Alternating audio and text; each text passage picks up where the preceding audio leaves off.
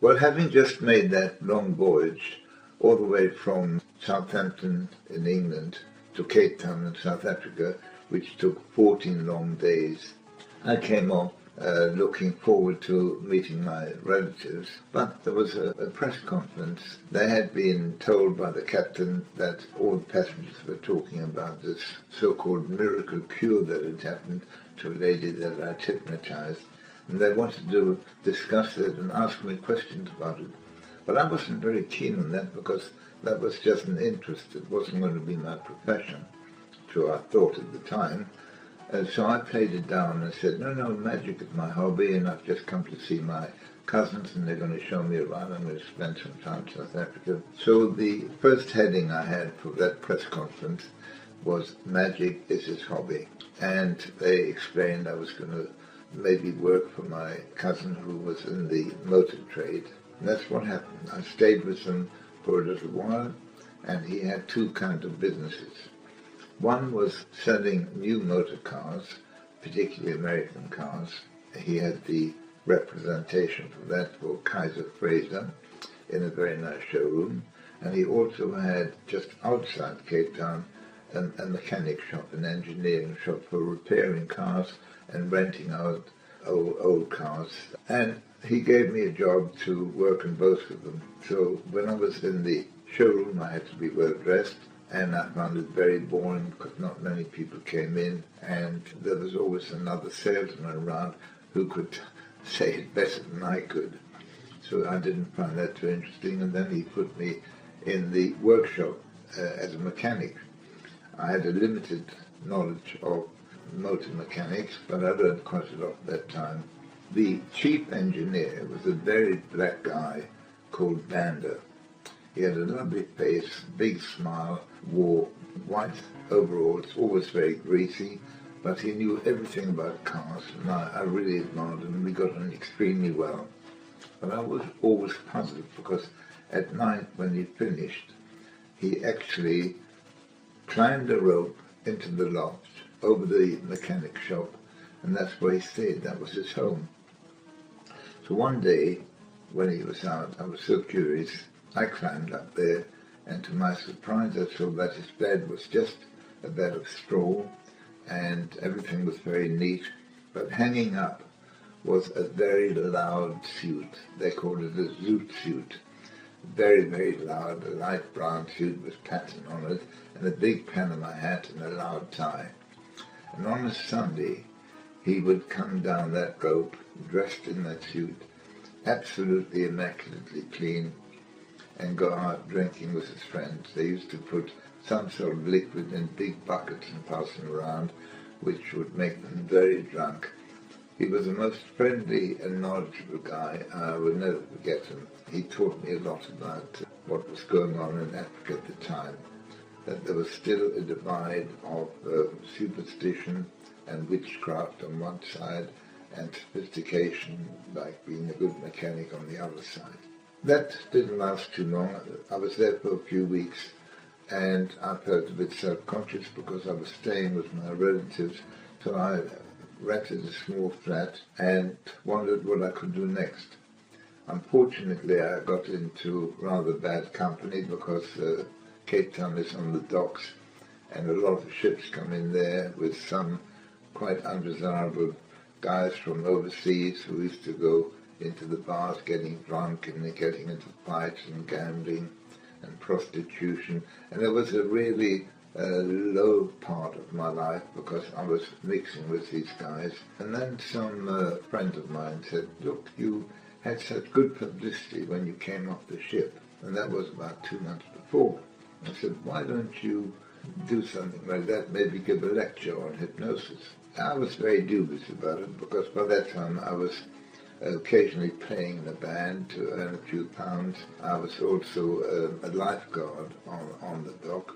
I don't have many photos. I do have one that's rather blurred, as you can see, but that badge on my trunks says I was a lifeguard. I was a qualified lifeguard from England.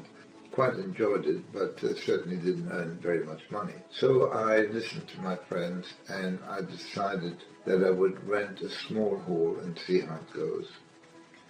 And in Cape Town, they have two newspapers. One is called the Cape Times, one is called the Cape Argus. I went along to the Cape Times and gave them a small ad to advertise my lecture, and there was no problem at all. They accepted it. Then I went to Cape Argus, and to my surprise, I said, "No, sorry, we can't take advertisements for hypnosis." I said, "Why not?" I said, "Well, the editor has had some complaints because I had an Italian hypnotist about 18 months before, and some of the people suffered side effects, and he was a bit of a charlatan, a showman, and he said, we're not going to accept advertisements for that." So I said, well, I'd very much like to speak to him to explain that my style of lecture is on the medical side, not stage hypnotism. Anyway, it took a while until they gave me permission to meet him, to go and see him in his office. As he knew I was coming up there, he invited some of his employees to sit in and listen to what I had to say.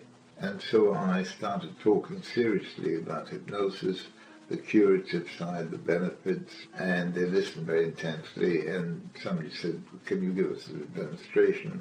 And I started some suggestible tests, and I noticed that the editor was very much affected amongst the others.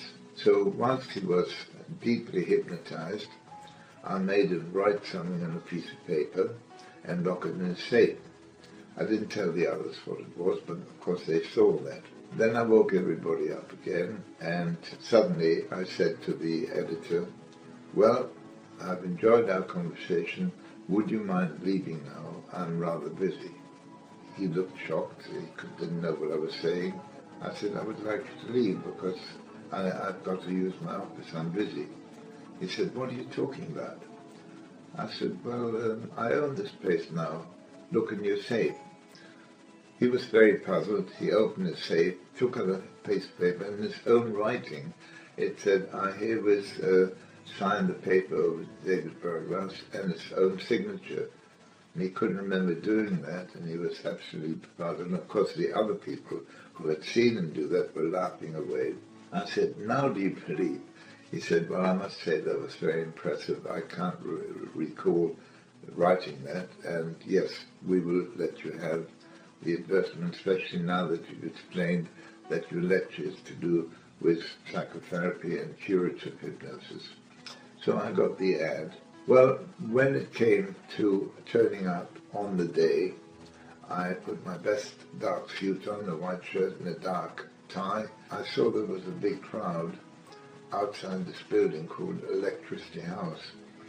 I assumed something else was going on, so I waited for people to go in. It took a while. I started literally queuing up, and then I got a bit panicky because it was getting late. So I pushed past, excuse me. I went up the stairs to the lecture hall, and it was packed out, and the queue was for my lecture. So a lot of people had to be turned away. And in the hall were mostly psychiatrists, psychotherapists, doctors, and people from the hospital.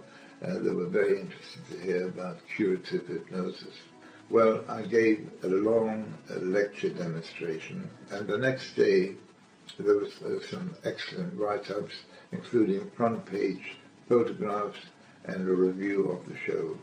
And it was the beginning of a new career. When you give a lecture demonstration on hypnosis, you're up against a number of things. Many of my audience come in and they're completely skeptical, don't believe in hypnosis. They think it's all fake and that you have accomplices that will come up and so on. So you have to explain what hypnosis is, how it works, why it works. And that, in my opinion, works on everybody. There's no person that cannot be hypnotized. Now, somebody who is hypnotized very quickly on stage might come to the consulting room the next day, and it could take quite a long time, different circumstances, psychological circumstances. In reverse, of course, it can happen that the person you have great difficulty with on stage, but eventually you get them. and yet they'll come to your consulting room and they'll go off just like that. Even a good psychiatrist can hypnotize another good psychiatrist. People often say, can a hypnotist be hypnotized? And the answer is yes. We all have the same kind of psychology and mentality, and if you know what you're doing, then any person can be hypnotized. The only people that you cannot reach are children under 3, and drunks whilst under the influence of drink, and people who have mental disabilities. But everybody else who has a normal psychology can certainly be hypnotized and influenced and helped in many ways. Now, to finish one of these shows is always difficult, so I leave a number of post-hypnotic suggestions, which means that whatever you say or do at the end will happen. For instance, I say, if I touch my tie, you will sneeze, or if I touch my handkerchief, you will say a certain word. And one of my ways of finishing the show is that I suggest to one person that when I stamp my foot twice, like that, they will jump up wherever they are, usually they're back in the audience by then, and can't help themselves but shout out, "Go home!" Questions or maybe suggestions? Go home! And I say, what a good idea. Good night.